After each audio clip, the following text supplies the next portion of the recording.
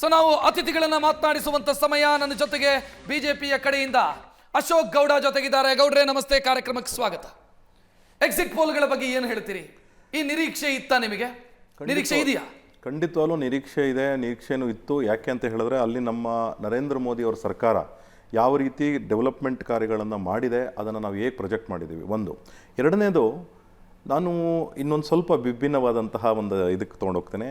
ಕರ್ನಾಟಕದಲ್ಲಿ ಯಾವ ರೀತಿ ಸರ್ಕಾರ ನಡೀತಾ ಇದೆ ಕಾಂಗ್ರೆಸ್ ಸರ್ಕಾರ, ಮತ್ತು ಇದರ ಇಲ್ ಎಫೆಕ್ಟ್ಸ್ ಏನಿದೆ. ಯಾಕಂದರೆ ಬಿಹಾರ್ ಜನತೆ ಏನಿದ್ದಾರೆ ಅವರು ಪೊಲಿಟಿಕಲಿ ವೆರಿ ಅವೇರ್.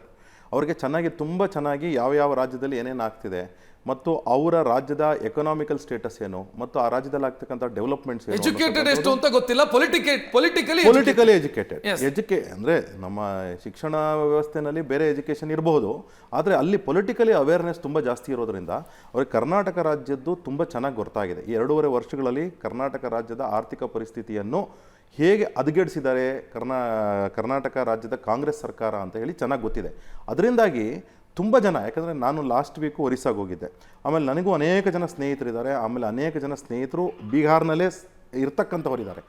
ಅಂಥವ್ರ ಹತ್ರ ನಾವು ಮಾತಾಡಿದಾಗಲೂ ಅಷ್ಟೇ ಅವ್ರು ಹೇಳಿರೋದೇನೆಂದರೆ, ಕರ್ನಾಟಕದಲ್ಲಿ ಆಗಿರ್ತಕ್ಕಂತಹ ಯಾವ ದುರಾಡಳಿತ ಇದೆ, ಯಾವ ರೀತಿ RJD ಕಾಂಗ್ರೆಸ್ ಜೊತೆ ಅಲಯನ್ಸ್ ಮಾಡ್ಕೊಂಡಿದೆ ಮತ್ತು RJDಯ ಅನೇಕ ನಾಯಕರು ಕರ್ನಾಟಕ ಮಾಡೆಲ್ನ ರಿಪ್ಲಿಕೇಟ್ ಮಾಡ್ತೀವಿ ಅಂತ ಹೇಳ್ಬಿಟ್ಟು ಏನು ಬೆಂಗಳೂರಲ್ಲಿ ಮಳೆ ಆಯ್ತು ಅಂತ ಪಾಟ್ನಾದಲ್ಲಿ ಕೊಡೆ ಹಿಡಿತಾರೆ ಅಂತಂದು ಹೆಂಗೆ ನಾವು ಅದನ್ನ ಕನ್ಸಿಡರ್ ಇಲ್ಲ, ಖಂಡಿತವಾಗ್ಲೂ ನೀವು ಪ್ರಶ್ನೆ ಕೇಳಿದ್ದೀರಾ, ಹೇಳ್ತೀನಿ. ನಂಗೆ ಮ್ಯಾಕ್ಸಿಮಮ್ 1 ಮಿನಿಟ್ ಕೊಡಿ ಟೈಮು. ಈಗ ಕರ್ನಾಟಕ ರಾಜ್ಯದ ಆರ್ಥಿಕ ಪರಿಸ್ಥಿತಿ ಏನಿತ್ತು ನಮ್ಮ ಸರ್ಕಾರಗಳಿದ್ದಾಗ, ಅಂದರೆ ಬೊಮ್ಮಾಯಿ ಅವರು ಮುಖ್ಯಮಂತ್ರಿ ಆಗಿದ್ದಾಗ ಸರ್ಪ್ಲೆಸ್ ಇದ್ವಿ. ನಾವು ಪ್ರತಿ 2-3-4 ಬಡ್ಜೆಟ್ ಏನು ಕೊಟ್ವಿ ಅದರಲ್ಲಿ ಸರ್ಪ್ಲೆಸ್ ಇದ್ವಿ. ಆಮೇಲೆ ಸಾಲದ ಹೊರೆನ ಕರ್ನಾಟಕ ರಾಜ್ಯ ಜನತೆ ಮೇಲೆ ಹೇರಿಸ್ಲಿಕ್ಕೆ ಹೋಗಲಿಲ್ಲ ಮತ್ತು ಡೆವಲಪ್ಮೆಂಟ್ ಕಾರ್ಯಗಳು ಕಾನ್ಸ್ಟೆಂಟಾಗಿ ಆಗ್ತಿತ್ತು. ಈಗ ನೋಡಿ, ತಾವು ಮೊನ್ನೆ 2 ವಾರಗಳ ಹಿಂದೆ ಒಂದು NGO ಒಂದು ರಿಲೀಸ್ ಮಾಡ್ತು, ಸಿವಿಕ್ ಅಂತ ಹೇಳ್ಬಿಟ್ಟು ಒಂದು ರಿಲೀಸ್ ಮಾಡ್ತು. ಅದರಲ್ಲಿ ಹೇಳ್ತಾರೆ, ಕೇವಲ ಈ 2.5 ವರ್ಷಗಳಲ್ಲಿ 3.7% of the promises have been fulfilled and to be fulfilled, ಅಂದರೆ ಇನ್ನು ಪ್ರೊಸೆಸ್ಸಲ್ಲಿ ಇರ್ತಕ್ಕಂಥದ್ದು ಅವ್ರು ಅಡಿಪಾಯ ಹಾಕಿರ್ತಕ್ಕಂಥದ್ದು ಕೇವಲ 28% ಅಂತ ಹೇಳ್ತಾರೆ. 28% ಅಂದರೆ ಅರ್ಥ ಮಾಡ್ಕೊಳ್ಳಿ, 30 ತಿಂಗಳಲ್ಲಿ ಏನೂ ಕೆಲಸ ಆಗಿಲ್ಲ ಅಂತ ಅಂದ್ಬಿಟ್ಟು ಯಾವುದೋ ಒಂದು NGO ಒಂದು ವರದಿ ಕೊಟ್ಟಿದೆ ಅಂತ ಹೇಳಿದ್ರೆ, ಕರ್ನಾಟಕ ರಾಜ್ಯದ ಮಾಡಲು ಕಂಪ್ಲೀಟಾಗಿ ಫೇಲ್ ಆಗಿದೆ. ಇವ್ರು ಏನು ಹೇಳ್ತಾರೆ, ನಾವು ಗ್ಯಾರಂಟಿ ಕೊಟ್ಟಿದ್ದೀವಿ ಅಂತ, ಖಂಡಿತವಾಗ್ಲೂ ಅವರು ಹೇಳಿದ್ರು ಗ್ಯಾರಂಟಿಗಳು ರೀಚ್ ಆಗಿಲ್ಲ ಮತ್ತು ಗ್ಯಾರಂಟಿಗಳು ರೀಚ್ ಆಗಿದ್ರು ಸಹ ಅದರ ಲಾಂಗ್ ಟರ್ಮ್ ಬೆನಿಫಿಟ್ಟು ಜನತೆಗೆ ಸಿಗುವುದಿಲ್ಲ ಅಂತ ಅಂದ್ಬಿಟ್ಟು ಹೇಳ್ತಾ ಇದ್ದಾರೆ. ಅಂದರೆ ಅರ್ಥ ಏನು ಅಂತ ಹೇಳಿದ್ರೆ, ಇವತ್ತು ರಾಜ್ಯದಲ್ಲಿ ಯಾವ ರೀತಿ ಅರಾಜಕತೆ ಕರ್ನಾಟಕದಲ್ಲಿ ಸೃಷ್ಟಿಯಾಗಿದೆ ಅದೇ ರೀತಿ ಸೃಷ್ಟಿಯಾಗುತ್ತೆ ಅಂತ ಹೇಳಿ ಅನೇಕ ಜನ ಮತ ಹಾಕಿದ್ದಾರೆ ಬಿಹಾರಲ್ಲಿ, ಯಾವುದು NDAಗೆ ಅಂತ ಹೇಳಿ. ಯಾಕೆ ಅಂತ ಹೇಳಿದ್ರೆ, ಪ್ರಾಮಿಸಸ್ನ ಯಾರು ಮಾಡಿದ್ರು, ಯಾರು ಡೆಲಿವರಿ ಮಾಡಿದ್ದಾರೆ. 4 ಬಾರಿ ಸತತ 4 ಟರ್ಮ್ 20 ವರ್ಷದಿಂದ ಮುಖ್ಯಮಂತ್ರಿ ಆಗಿರ್ತಕ್ಕಂಥವ್ರು ನಿತೀಶ್ ಕುಮಾರ್ ಡೆಲಿವರಿ ಮಾಡಿದಾರಲ್ಲಿ. ಆದರೆ ಇದೇ RJD ಇದ್ದಾಗ, ಅಂದರೆ ಹಿಂದೆ ಲಾಲು ಪ್ರಸಾದ್ ಯಾದವ್ ಮತ್ತು ರಾಬ್ಡಿ ದೇವಿ ಮುಖ್ಯಮಂತ್ರಿಗಳಾಗಿದ್ದಾಗ ಯಾವ ರೀತಿ ಅರಾಜಕತೆ ರಾಜ್ಯದಲ್ಲಿ ಆಗ್ತಿತ್ತು ಅದನ್ನು ನೋಡಿದ್ದಾರೆ. ಜೊತೆಗೆ ಇವತ್ತು ಆಯ್ತಪ್ಪ ಹೊಸದಾಗಿ ಏನೋ ಒಂದು ಅರಾಜಕತೆಯ ವಿಚಾರ, ಅಶೋಕ್ ಗೌಡ್ರೆ, ಅರಾಜಕತೆಯ ವಿಚಾರವನ್ನ ಅದು ಒಂದು ತಲೆಮಾರು. ಆ ತಲೆಮಾರು ನೀವೇ ಹೇಳಿದ್ರಿ 20 ವರ್ಷ ಆಯ್ತು ಅಂತ. ಕರೆಕ್ಟ್, ನಿಜ. Public memory is very short. ಹೌದು. ಮತ್ತೊಮ್ಮೆ ಅವಕಾಶ ಕೊಡಬಾರ್ದು ಅಂತ ಯಾಕೆ ಭಾವಿಸಬಾರ್ದು ಜನ? ಏನಂತ ಹೇಳಿದ್ರೆ, ಈ ಜೆನ್ಎಕ್ಸ್ ಅಂತ ಅಂದ್ಬಿಟ್ಟು ಏನೋ ಒಂದು ದೊಡ್ಡದಾಗಿ ಈಗ ಇದಾಗಿದೆ. ಅಂದರೆ ಜೊತೆಗೆ 18 ಇಯರ್ಸಿಂದ 29 ಇಯರ್ಸ್ ಒಳಗಡೆ ಏನು ವೋಟರ್ಸ್ ಇದ್ದಾರೆ, ಈ ವೋಟರ್ಸ್ಗೆ ಕಾನ್ಸಂಟ್ರೇಟ್ ಮಾಡ್ತೀವಿ ಅಂತ ಹೇಳಿ ಒಂದು ಕಡೆ ಪ್ರಯತ್ನ ನಡೀತಾ ಇತ್ತು. ಆದರೆ ಆ ಜನಾಂಗ ಏನಿದ್ದಾರೆ, ಆ ಸೆಟ್ ಆಫ್ ಜನ ಏನಿದ್ದಾರೆ, ಅವ್ರಿಗೂ ಗೊತ್ತಿದೆ ಕರ್ನಾಟಕದಲ್ಲಿ. ಆಮೇಲೆ ಇನ್ನೊಂದೇನೆಂದರೆ, ಅವರು ಬೇರೆಯವ್ರಿಗಿಂತ ಜಾಸ್ತಿ ಗೂಗಲ್ ಮಾಡ್ತಾರೆ. ಆಮೇಲೆ ಮಾಹಿತಿ ಏನಿದೆ ಇವತ್ತು ಫಿಂಗರ್ ಟಿಪ್ಸಲ್ಲಿ ಸಿಗುತ್ತೆ. ಫಿಂಗರ್ ಟಿಪ್ಸಲ್ಲಿ ಕರ್ನಾಟಕ ರಾಜ್ಯದ ಎಕಾನಮಿಯಿಂದ ಹಿಡ್ಕೊಂಡು ಕರ್ನಾಟಕ ರಾಜ್ಯದ ಹದಗೆಟ್ಟಿರ್ತಕ್ಕಂಥ, ತಾವು ಹೇಳಿದ್ರಲ್ಲ ಕರ್ನಾಟಕದಲ್ಲಿ ಮಳೆ ಬಂದರೆ ಎಲ್ಲಿ ಕೊಡೆ ಹಿಡಿಬೇಕು ಅಂತೇಳಿ, ಅದೂ ಸಹ ಅವ್ರಿಗೆ ಗೊತ್ತಾಗುತ್ತೆ. ನಾವು ಕರ್ನಾಟಕದಲ್ಲಿ ಮಳೆ ಬರ್ತಾ ಇದೆ, ಗುಂಡಿ ಬಿದ್ದು ಜನ ಸಾಯ್ತಿದ್ದಾರೆ, 5 ಜನ ಸತ್ತೋಗಿದ್ದಾರೆ ಈಗಾಗಲೇ ಗುಂಡಿ ಬಿದ್ದು. ಆ ಕಾರಣದಿಂದಾಗಿ ನಾವಿಲ್ಲಿ ಕೊಡೆ ಹಿಡಿಬೇಕಾಗಿದೆ. ಯಾಕೆ ಈ ಕರ್ನಾಟಕ ಬಿಹಾರ್ನಲ್ಲೂ ಸಹ ಮಳೆ ಬರದೇ ಇರೋ ಥರ ಕಾಪಾಡ್ಕೊಳ್ಬೇಕಾಗಿದೆ. ಯಾರಾದರೂ ನೀವು ಯೋಚನೆ ಮಾಡಿ, ಈಗ ಇರ್ತಕ್ಕಂಥ ಪಾಪ್ಯುಲೇಷನ್ಗೆ ನೀವು ಸರ್ಕಾರಿ ಕೆಲಸ ಎಷ್ಟಿದೆ, ಒಂದು ಹಾಸ್ಯಾಸ್ಪದವಾಗಿ ಪ್ರಾಮಿಸಸ್ನ ಎಷ್ಟು ಹಾಸ್ಯಾಸ್ಪದವಾಗಿ ಮಾಡಿದ್ದಾರೆ ಅಂತ ಹೇಳಿ.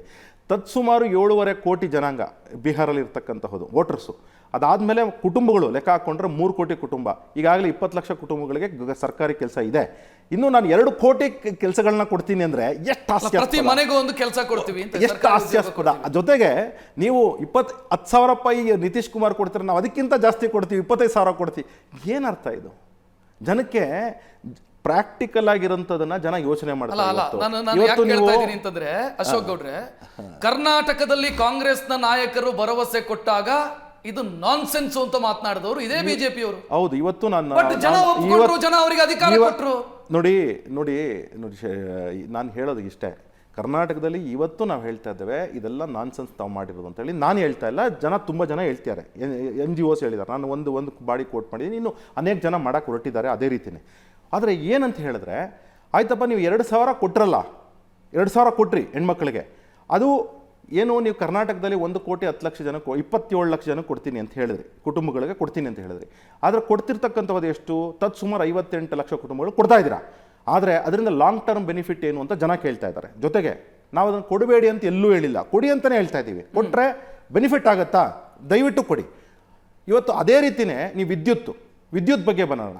ವಿದ್ಯುತ್ತಲ್ಲಿ ನೀವು 200 ಯೂನಿಟ್ ಪ್ರಾಮಿಸ್ ಮಾಡಿದ್ರೆ 53 ಯೂನಿಟ್ ಕೊಡ್ತಾ ಇದ್ದೀರಾ. ಆವ್ರೇಜಲ್ಲಿ ಎಲ್ಲರಿಗೂ 53 ಯೂನಿಟ್ ಕೊಡ್ತಾ ಇದ್ದೀರಾ. 53 ಯೂನಿಟ್ಗೆ ನೀವು 0 ಮಾಡಿದ್ರಿ ನನ್ನ ಮನೆ ಬಿಲ್ನ. ಆದರೆ ನಾನೊಬ್ಬ ರೈತ, ನಾನು ದನದ ಕೊಟ್ಟಿಗೆ ಇತ್ತು, ದನದ ಕೊಟ್ಟಿಗೆ ಸಪ್ರೇಟ್ ಮೀಟರ್ ಹಾಕ್ಸ್ಕೊಳ್ಳಿ ಅಂತ ಹೇಳಿ 10 ವರ್ಷದಿಂದನೇ ಆದೇಶ ಆಗಿತ್ತು, ಮಾಡಿಸ್ಕೊಂಡಿದ್ದೀನಿ. ನಾನು ದನದ ಕೊಟ್ಟಿಗೆಗೆ ಮನೆಗೆ ಎರಡಕ್ಕೂ ಸೇರಿ 350 ಬಿಲ್ ಕಟ್ತಾ ಇದ್ದೆ. ಇವತ್ತು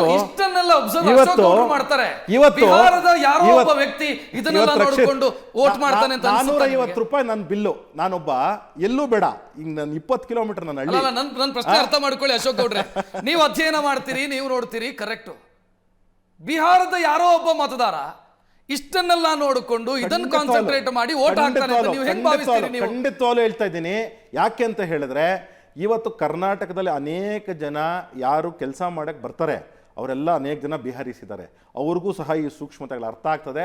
ಅವ್ರಿಗೂ ಈಗ ನನ್ನ ಪಕ್ಕದಲ್ಲಿ ಒಂದು ತೋಟ ಇದೆ, ಗ್ರೀನ್ ಹೌಸ್ ಇದೆ, ಆ ಪಾಲಿ ಹೌಸ್ನ ಕೆಲಸ ಮಾಡೋರೆ ಬಿಹಾರೀಸು. ಅವ್ರಿಗೂ ಗೊತ್ತಿದೆ. ನಾವು ಹೇಳಲ್ವಾ ಅವ್ರಿಗೆ, ಅಯ್ಯೋ ಏನಪ್ಪ ಇದು ಸರ್ ಫ್ರೀ ಅಂತ ಹೇಳ್ತಾರೆ. ಎಲ್ಲಿದೆ ಫ್ರೀ?